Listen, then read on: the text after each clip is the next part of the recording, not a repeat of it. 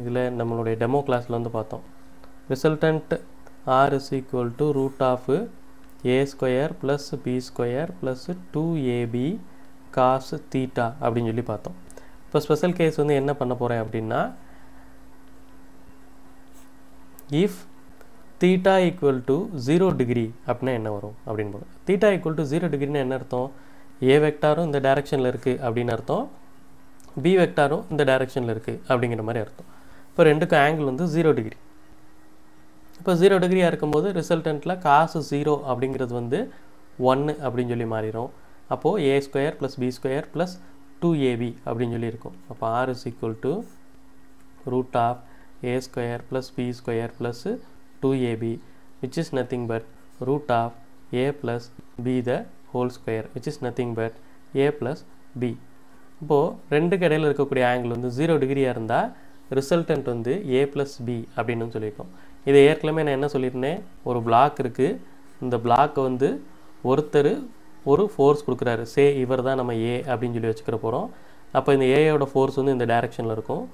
இன்னொருத்தர் பி அப்படிங்கிறவரும் வந்து இதே இடத்துல ஃபோர்ஸ் வந்து கொடுக்குறாரு. அப்போது இதனுடைய ரிசல்டன்ட் வந்து எப்படி, இது ரெண்டோட ஆங்கிள் பார்த்தீங்கன்னா ரெண்டு ஃபோர்ஸ் வந்து ஒரே டைரெக்ஷனில் இருக்கிறதுனால 0 degree.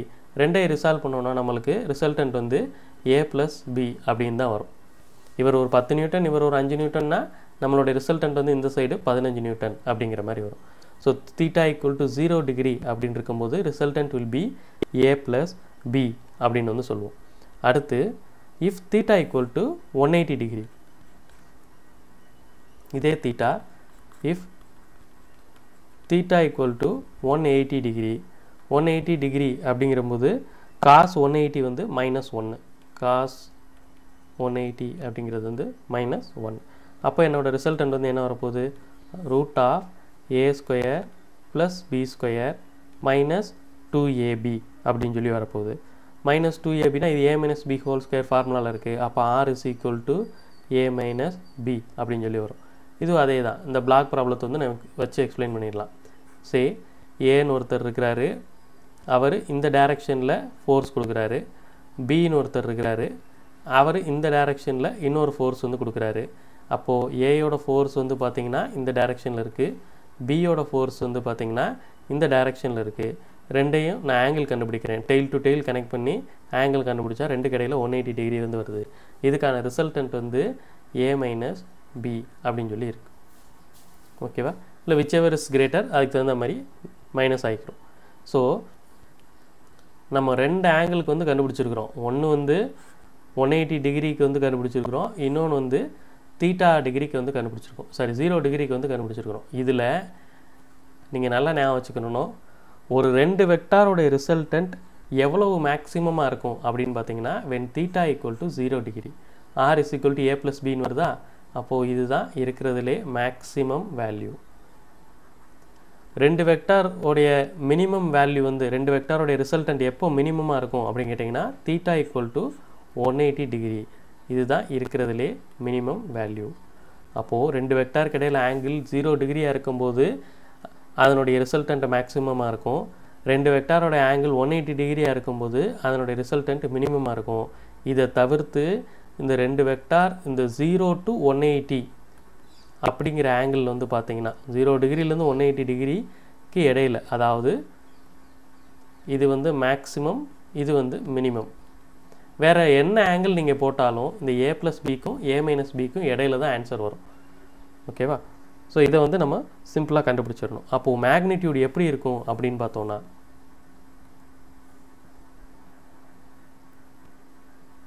hence magnitude of resultant for angle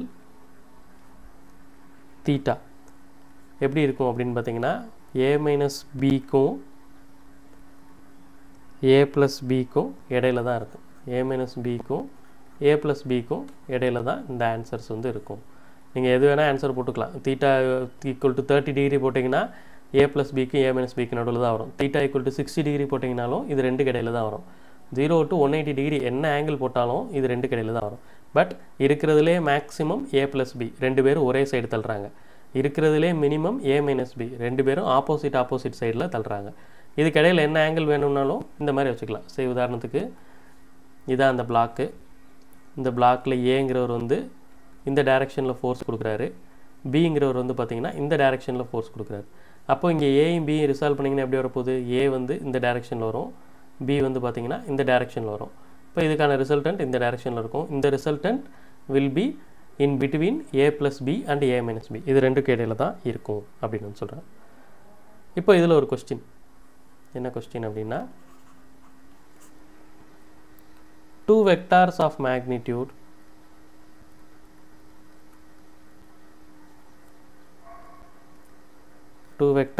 magnitude 5 and 4 units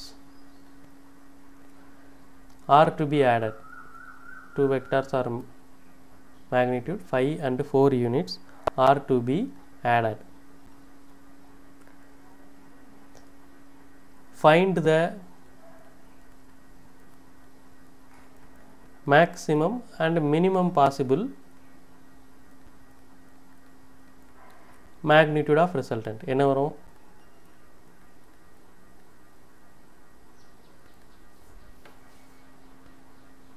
maximum என்ன வரலாம், மினிமம் என்ன வரலாம்?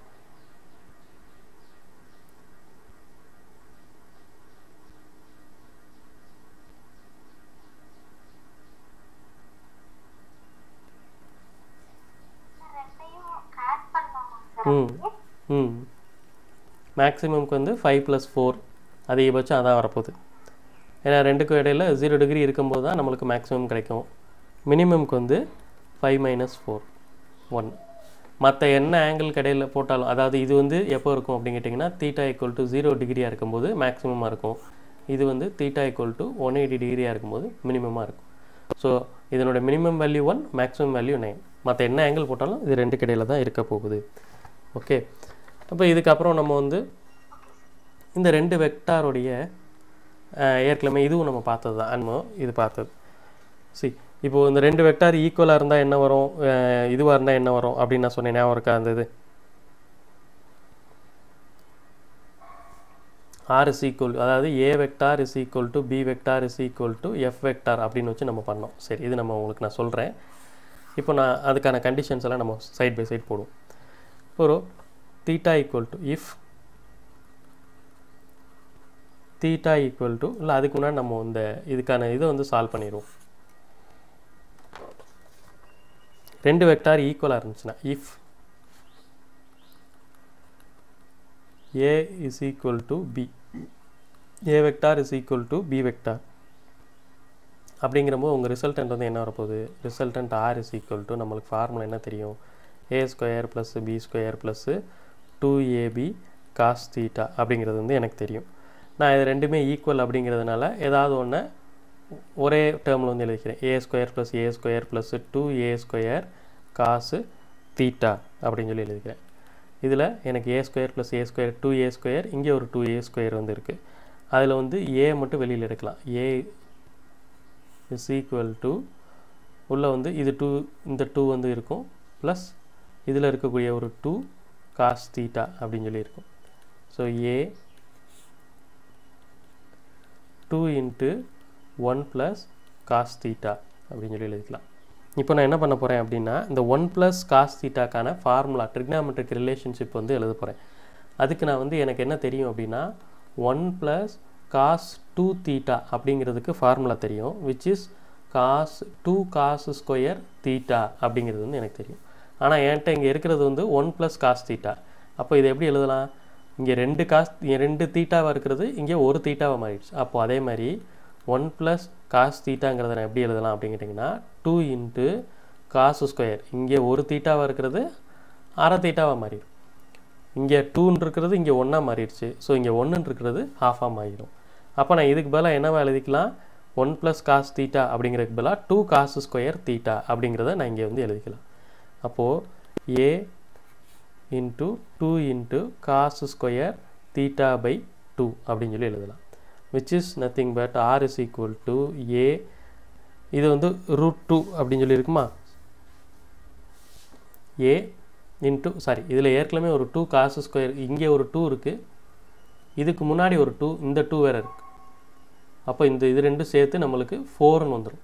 4ங்கிறத வெளியே எடுத்திங்கன்னா 2a cos theta by 2 அப்படின்னு வந்து சொல்லணும்.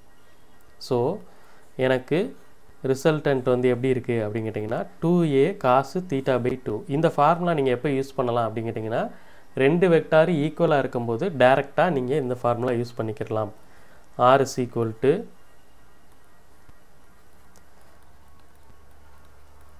2a cos theta by 2 அப்படின்னு சொல்லி இந்த ஃபார்முலா நீங்கள் டைரெக்டாக யூஸ் பண்ணிக்கலாம். இல்லை எனக்கு இந்த ஃபார்முலா ஞாபகம் வராது, இல்லை நான் இதுவே யூஸ் பண்ணிக்கிறேன்னா பெட்டர், ஒன்றும் பிரச்சனை இல்லை. a² + b² + 2ab cos thetaவில் a = bன்னு சொல்லிட்டாங்கன்னா நம்ம அந்த வேல்யூஸ் மட்டும் சேம் போட்டுட்டு நம்ம கடைசியில் இங்கே தான் இதுக்கு தான் வருவோம். அதுக்கு டைரெக்டாக நீங்கள் இதிலே சப்ஸ்டிட் பண்ணிங்கன்னா உங்களுக்கான ஆன்சர் வந்து வந்துடும். இஃப் 2 வெக்டார்ஸ் ஆர் ஈக்குவல் அப்படின்னா அதனுடைய ரிசல்டன்ட் வந்து இதுதான். சரி, இப்போ ரிசல்டன்ட் கண்டுபிடிச்சிட்டோம். இப்போ இதுக்கான மேக்னிடியூட் வந்து நம்ம கண்டுபிடிக்கணும். மேக்னிடியூட் எப்படி கண்டுபிடிக்கிறது? எகைன் எனக்கு ஏற்கனவே பழைய ஃபார்முலா வந்து என்ன தெரியும், மேக்னிடியூடுக்கான ஃபார்முலா ரிசல்டன்ட்டோடைய மேக்னிடியூட் இங்கே கண்டுபிடிச்சிட்டோம். நம்ம டைரக்ஷன் கண்டுபிடிக்கணும். இது வந்து என்னன்னு கேட்டிங்கன்னா மேக்னிடியூட் ஆஃப் ரிசல்டன்ட். இப்போ இந்த ரிசல்டன்ட்டோடைய டைரக்ஷன் வந்து நம்ம கண்டுபிடிக்கணும். டைரக்ஷன் எப்படி கண்டுபிடிக்கிறது? எனக்கு பழைய ஃபார்முலா வந்து தெரியும். இந்த ஃபார்முலா என்ன அப்படின்னு பார்த்தீங்கன்னா tan alpha is equal to b sin theta divided by a plus b cos theta அப்படிங்கிறது வந்து எனக்கு தெரியும். இப்போ இதில் நான் a vector is equal to b vector அப்படின்னு சொன்னதுனால a sin theta divided by a plus a cos theta. So இதில் a பூரா காமனாக எடுத்தோன்னே எனக்கு அடி கொடுத்துட்டேன்னா எனக்கு sin theta divided by 1 plus cos theta அப்படின்னு சொல்லி வரும்.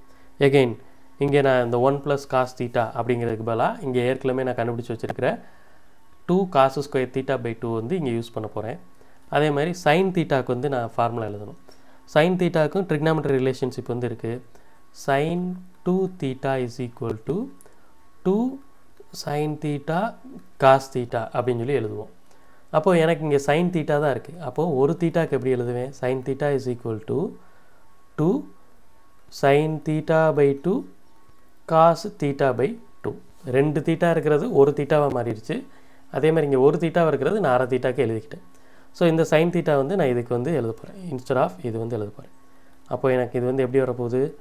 2 sin theta by 2 cos theta by 2 divided by 2 cos square theta by 2. So இந்த ஸ்கொயரும் இதுவும் அடியாயிரும். இந்த 2 அடியாயிரும். ரிமைனிங் இருக்கிறது என்ன இருக்குது?